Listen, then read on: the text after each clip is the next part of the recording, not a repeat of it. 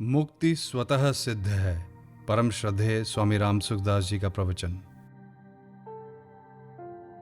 लोगों ने प्रायः ऐसा मान रखा है कि हम उद्योग करके विशेष स्थिति प्राप्त कर लेंगे तब हमारा कल्याण होगा। ये बात अच्छी है पर पूरी अच्छी नहीं। वास्तव में कल्याण, मुक्ति स्वतः सिद्ध है, वह करने से नहीं होती। परंतु आज ये बात कहने वाला आदमी अपराधी होता है। लोग उसका विरोध करते हैं कि ये ठीक नहीं कहता है, गलत कहता है। परंतु वास्तव में बात ऐसी ही है।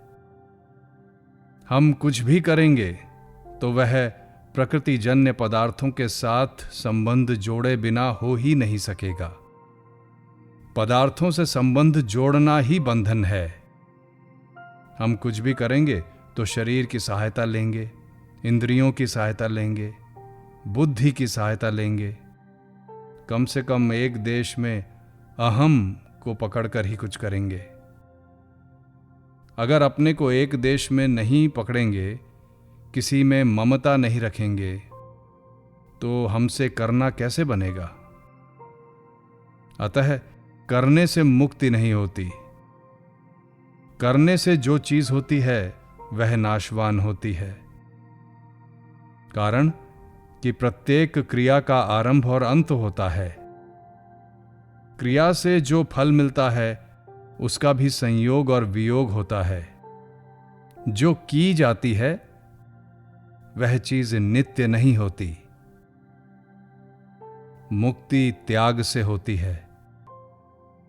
पदार्थ और क्रिया रूप से जो प्रकृति है उसके साथ हमारी ममता और अहंता न हो तो हमारी स्वतः मुक्ति है। हमने ही ममता और अहंता करके बंधन कर रखा है। वह हम छोड़ेंगे तो छूटेगा, नहीं तो न गुरु छुड़ा सकते हैं, न संत छुड़ा सकते हैं, और न भगवान ही छुड़ा सकते हैं। भगवान तभी छुड़ा सकते हैं जब आप अपने को भगवान के सुपुर्द कर दोगे, अन्यथा भगवान स्वतः किसी को भी नहीं छुड़ाते। जितने भी अच्छे पुरुष होते हैं वे किसी पर भी अपना मत नहीं लादते कि तुम ऐसा ही करो। पूछो तो समाधान कर देंगे, हित की बात कह देंगे, परंतु जबरदस्ती नहीं करेंगे। भगवान भी जबरदस्ती नहीं करते। हम ये तो कह देते हैं कि भगवान को हमारा उद्धार कर देना चाहिए, पर अगर हम भगवान के शरण हुए ही नहीं तो वे हमारा उद्धार कैसे कर देंगे? किसी की स्वतंत्रता को भगवान छीनते नहीं। आप सब तरह से भगवान को स्वतंत्रता दे दो तो भगवान सब काम कर देंगे। आपकी अहंता और ममता ही पतन करने वाली चीज है। इनको आप किसी तरह से छोड़ दो तो उद्धार हो जाएगा। बात इतनी विलक्षण है कि जिसकी मैं महिमा नहीं कह सकता। अगर हम शरीर की ममता सर्वथा छोड़ दें तो शरीर प्रायः बीमार नहीं होगा। इंद्रियों की ममता छोड़ दें तो इंद्रियों में बुराई नहीं रहेगी। मन की ममता छोड़ दें तो मन में बुराई नहीं रहेगी। बुद्धि की ममता छोड़ दें तो बुद्धि में बुराई नहीं रहेगी। ऐसे ही मैंपन के साथ जो ममता, अपनापन है, उसका त्याग कर दें तो कोई बुराई नहीं रहेगी। मूल बात यह है कि बुराई केवल हमारे संबंध जोड़ने से आई है। हम जितना संबंध जोड़ करके आग्रह करते हैं, ममता करते हैं, उतनी उसमें बुराई आती है, अशुद्धि आती है। अगर सर्वथा ममता और अहंता छोड़ दें तो मुक्ति स्वतः सिद्ध है। ये बात समझ में आनी कठिन है। ध्यान दें तो समझ में आएगी, परंतु इस तरफ भाई लोग ध्यान देते ही नहीं। अब एक प्रश्न है कि मुक्ति होने से जीवों का जन्म मरण मिट जाएगा तो संसार ही मिट जाएगा। क्योंकि जितने जीवों की मुक्ति होगी उतने जीव संसार में कम हो जाएंगे और इस प्रकार कम होते होते सर्वथा मिट जाएंगे। इसलिए मुक्ति होने के बाद फिर जन्म नहीं होता, ये बात नहीं है। जीव महाप्रलय तक जन्म नहीं लेते, पर महासर्ग में पुनः जन्म ले लेते हैं। ऐसा लोगों ने सिद्धांत बना लिया है। इसका कारण क्या है? यही कि उन्होंने ऐसा मान रखा है कि मुक्ति कृत्रिम है, हमारे करने से होती है, इसलिए सदा कैसे रह सकती है। परंतु वास्तव में मुक्ति स्वतः सिद्ध है, स्वाभाविक है, कृत्रिम नहीं है। करना अस्वाभाविक है। अस्वाभाविकता को मिटा दोगे तो स्वाभाविकता ज्यों की त्यों रह जाएगी। इस विषय को गहरे उतर कर समझो। आप थोड़ा विचार करो कि जिन रुपयों को आपने अपना मान रखा है, उन्हीं रुपयों की चिंता आपको होती है। रुपए तो दुनिया में अनगिनत पड़े हैं, पर उनकी चिंता आपको नहीं होती। अतः चिंता होने में रुपया कारण नहीं है, अपनापन कारण है। जिन व्यक्तियों को आपने अपना मान लिया है, उनको लाभ होता है तो आपको सुख होता है, और उनको हानि होती है तो आपको दुख होता है। परंतु जिनसे हमारा कोई संबंध नहीं है, उनको लाभ हो या हानि, वे मर जाएं या रह जाएं, हमें कोई सुख दुख नहीं होता। जिनसे ममता कर रखी है उनका ही बंधन है, जिनमें ममता नहीं है उनका बंधन हमको नहीं है। विचार करके देखें तो ममता का त्याग बहुत सुगम है। जिसको हमने मेरा है ऐसा मान रखा है, उसको मेरा नहीं है मानने में हम स्वतंत्र हैं, पराधीन नहीं है। परंतु उससे सुख लेना चाहते हैं, इसलिए पराधीन बन जाते हैं। संयोग जन्य सुख में फंसोगे तो पराधीनता से बच नहीं सकोगे। भगवान गीता में साफ कहते हैं, संबंध जन्य जो सुख है वे दुखों के ही कारण हैं और आदि अंत वाले हैं। इसलिए विवेकी पुरुष उनमें रमण नहीं करता। जो उनमें रमण नहीं करता उसका कल्याण हो जाता है। संयोग जन्य सुख की लोलुपता, लालच ही संसार में बांधने वाली चीज है। मैंने पहले भी कहा था, आज भी कह दूं, मैंने पढ़ाई की, सत्संग किया, व्याख्यान दिए, इतने पर भी मेरा समाधान नहीं हुआ कि बात क्या है, ये बंधन कहाँ है। फिर संतों की कृपा से ये बात मेरी समझ में आई कि जो संबंध जन्य सुख की इच्छा है, यही मूल बंधन है। सुख की इच्छा समाधि तक रहती है, यह सुख की इच्छा ही बांधने वाली है। इस बात पर आप पूरा विश्वास करो। श्रोता कहता है, मालूम पड़ता है कि यह सही बात है। सही बात है, ऐसा मालूम पड़ता है तो फिर खटपट मिटती क्यों नहीं? कहीं ना कहीं दोष है। जिस बात से खटपट मिटती है उस बात का ज्यादा आदर करो। खटपट मचती है तो उसके मूल में क्या है उसकी निगाह करो। जहां कहीं मन में खलबली मचे तो स्वयं विचार करो कि मूल में कहां दोष हुआ, क्या दोष हुआ। तो कहीं ना कहीं ममता की है, पक्षपात किया है, सुख भोग की इच्छा की है, किसी लाभ की इच्छा की है, कुछ ना कुछ लेने की इच्छा की है, नहीं तो खलबली हो ही नहीं सकती। श्रोता पूछता है, परमात्मा के लिए व्याकुलता होती है तो उसमें कोई सांसारिक सुख आने से हम उस सुख की तरफ चले जाते हैं, व्याकुलता की तरफ नहीं आते। ऐसे समय क्या करें? व्याकुलता में रहो, भोग में मत जाओ। भोग को मत पकड़ो, भोग के कारण को अर्थात राग को पकड़ो और उसको मिटाओ। अपनी ये बात हुई है ना, इससे बड़ा लाभ होता है। अपने आप से सोचोगे तो ये बाधा नहीं मिटेगी, और आपस में खुल कर के बात करते ही इसको मिटाने में आपको मदद मिलेगी। ये मैंने देखा है। मेरे को कोई समझा देता है तो वो काम मेरे लिए बहुत सुगम होता है। स्वयं मैं सोचता हूँ, समझता हूँ तो भी फर्क पड़ता है, परंतु दूसरे के समझाने से बहुत जल्दी फर्क पड़ता है। मेरी प्रकृति ऐसी है तो मैं समझता हूं कि दूसरों की प्रकृति भी ऐसी होगी। मेरी जो ये समझाने की प्रवृत्ति होती है, इसको मैं बढ़िया नहीं मानता हूं। दूसरों को उपदेश देना, दूसरों को समझाना, अपनी मूढ़ता को स्वीकार करना है, अपने अभिमान को स्वीकार करना है, दूसरों को बेसमझ मानना है। दूसरों को बेसमझ मानना और अपने को समझदार मानना गुण नहीं है, दोष है, पतन की चीज है। ऐसा मानते हुए भी मेरी समझाने की प्रवृत्ति होती है। क्यों होती है? इसमें कई कारण हो सकते हैं।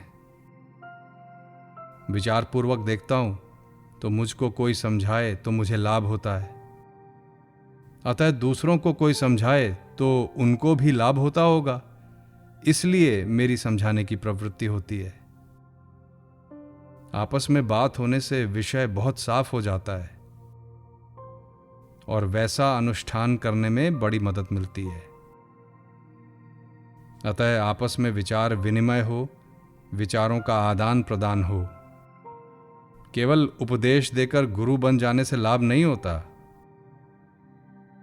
आपस में दोनों समान समझकर विचार करें। किसी विषय में मैं जानता हूं और किसी विषय में आप जानते हैं, तो बराबर ही हुए ना। ऐसे बराबर होकर के विचार करें। आपका कहना मैं मानूं और मेरा कहना आप मानो। इसमें अपने दोनों को ही लाभ होगा, परंतु ये कब होगा? जब कहने वाला अपने में अभिमान न करे कि मैं तो जानकार हूं और ये अनजान है। हमें भी जानकारी करनी है और आपको भी जानकारी करनी है, ऐसा समझकर विचार करें तो हमारी जानकारी बढ़ेगी और ज्ञान होगा।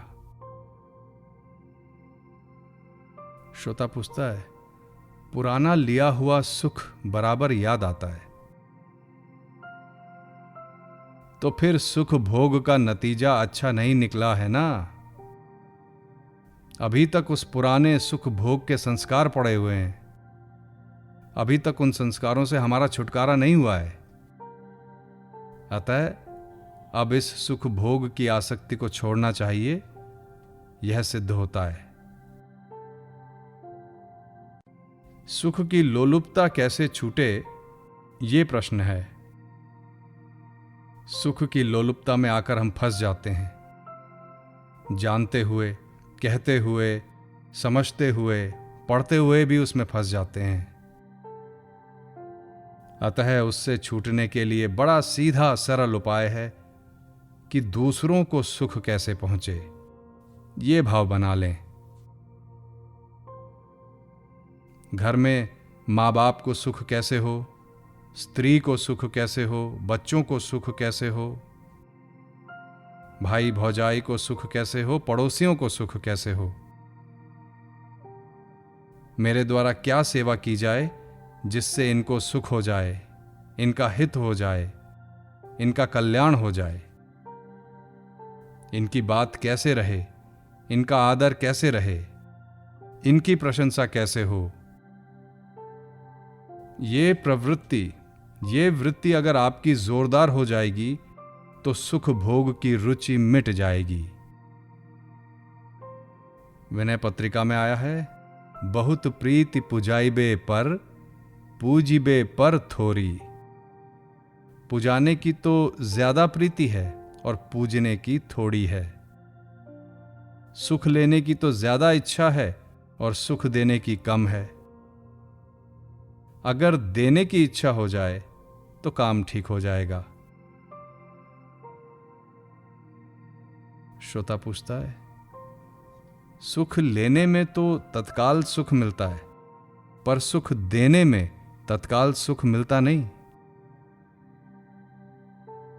पढ़ाई करते समय बालक को पढ़ाई में सुख नहीं दिखता, खेल में सुख दिखता है। परंतु गुरुजनों के पढ़ाने से पढ़ना शुरू कर देता है और कुछ परीक्षाएं पास कर लेता है तो पढ़ाई में लगन लग जाती है। अतः पहले यह सूखी शिला की तरह है। सूखी शिला में न नमक है न चीनी है, कोई स्वाद नहीं, तो सूखी शिला कैसे चाटी जाए? परंतु कोई कह दे कि चाटो ठीक हो जाएगा, तो उसके कहने से चाटने लग जाओ। ऐसे ही ये कहते हैं, इसलिए इस सुख को छोड़ दो और दूसरों को सुख दो। इतना विश्वास तो है कि ये हमारे हित के लिए कहते हैं। भगवान के वचन हमारे कल्याण के लिए हैं, इसलिए उनके कहने से शुरू कर दो। भगवान ने कहा है कि सात्विक सुख आरंभ में जहर की तरह है और परिणाम में अमृत की तरह है। आरंभ में जहर की तरह है, ये बात पहले मेरी समझ में नहीं आई। सात्विकता में तो आरंभ में ही आनंद है, सुख है, और भगवान आरंभ में जहर की तरह कहते हैं। ये कैसे? विचार करने पर समझ में आया कि राजस तामस सुख का त्याग करने में कठिनता आती है, इसलिए सात्विक सुख पहले जहर की तरह दिखता है। आप इस बात पर विचार करो कि दूसरों को सुख कैसे हो, दूसरे की बात कैसे रहे, दूसरे का कल्याण कैसे हो। भगवान कहते हैं कि जिनकी प्राणी मात्र के हित में प्रीति होती है वे मुझे प्राप्त होते हैं। ते प्राप्नुवन्ति मामेव सर्वभूत हिते रताः। भगवद गीता। जो हमें दुख देते हैं उनको भी सुख कैसे हो? उमा संत कई इह ही बड़ाई, मंद करत जो करई भलाई। मानस। फिर संतपना आ जाएगा। दूसरों का हित करने में ही हमारा हित है। जैसे हम दर्पण में अपना मुख देखते हैं, तो अगर हमारा मुख पूर्व की तरफ होगा तो दर्पण में हमारा मुख पश्चिम की तरफ होगा। हमारा दायां उसमें बायां और हमारा बायां उसमें दायां दिखेगा। अब दर्पण में जैसा दिखता है उसके अनुसार हम चलेंगे तो उल्टे चले जाएंगे। संसार रूपी दर्पण में सुख लेना अच्छा दिखता है और सुख देना बुरा दिखता है। अब उसी के अनुसार चलेंगे तो दशा बुरी होगी, क्योंकि ज्ञान आरंभ में ही उल्टा हो गया। धुर बिगड़े सुधरे नहीं, कोटिक करो उपाय। आरंभ में ही काम बिगड़ गया। दिखता ऐसा है कि हमारा स्वार्थ सिद्ध हो जाएगा, हमें सुख मिल जाएगा, पर परिणाम में दुख ही मिलेगा। इसलिए अगर अपना कल्याण चाहते हो तो इस चाल को बदलना होगा, नहीं तो आफत ही आफत आएगी। दूसरे को सुख देने से अपने सुख भोग की इच्छा मिटती है। ये बात एकदम सबके अनुभव की है। श्रोता कहता है, सेवा करने से तत्काल सुख तो नहीं मिलता, पर तत्काल अभिमान जरूर आता है। अभिमान में भी तो एक सुख मिलता है कि मैं ऐसा हूं। हमें इस अभिमान के सुख को भी छोड़ना है। ऐसा विचार करो तो वह छूट जाएगा। जैसे अपनी लड़की का ब्याह करना है। यह विचार रहने से अपने लड़के में जितनी ममता होती है उतनी अपनी लड़की में ममता नहीं होती। इसी तरह अभिमान के सुख को छोड़ना है, यह पक्का विचार हो जाएगा तो अभिमान जन्य सुख में ममता नहीं रहेगी।